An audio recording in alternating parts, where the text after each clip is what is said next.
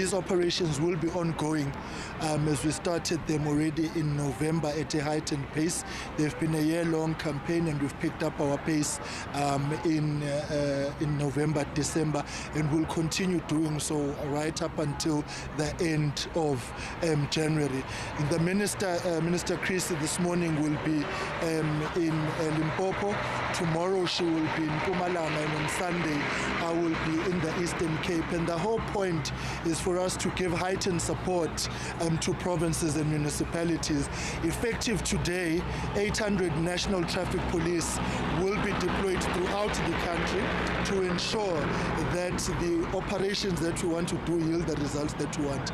We have been meeting with provinces for the whole of this year, and effective 2 weeks ago, we've been meeting Tuesdays and Thursdays with all the MACs. We have now established provincial operations of provinces and municipalities, because our whole outlook is the sharing and pooling of resources for maximum consequence management. We are working with civil society, we are working with the private sector as part of a joint national operation for road safety. The clarion call remains the same as it was from yesteryear.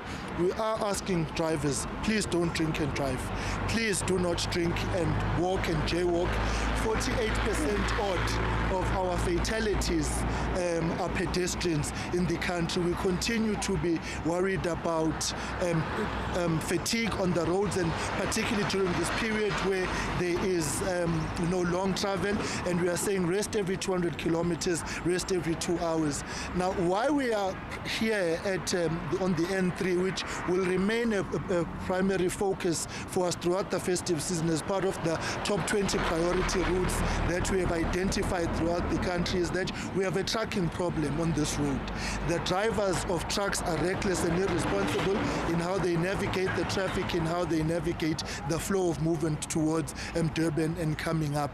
We will be engaging with the Trucking Association next week so that we can have joint messaging and joint interactions with the truck drivers. They are making our job fundamentally very, very difficult as we try to ensure safety. And then lastly is that there will be a heightened focus on way bridges and way in motion assessments that we'll be doing of all vehicles to avoid a situation of overloading, to avoid a situation where the transportation, particularly trucks and public transport, which is buses and taxis, move long distances without being assessed, because we recognize that major crashes are a major challenge for us on our roads. So we are saying to the road users in their material facets, do the right things, because we are going to be arresting. We are applying a zero tolerance approach, and the reason why we are doing that is because South Africa's economy is peculiar. We have got a reversal of the urban-rural migration. People are going back home throughout the country.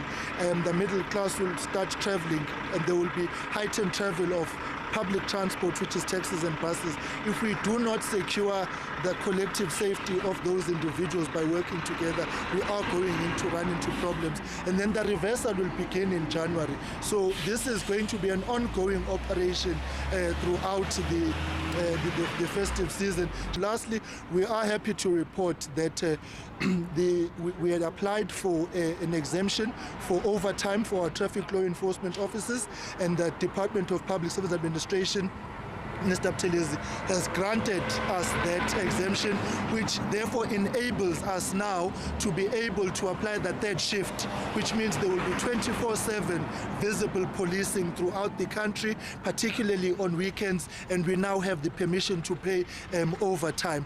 All these initiatives and interventions are designed for the purposes of visible policing and constant and consistent presence on our roads. So the traffic law enforcement officers will now be remunerated the overtime that they will be taking during this period.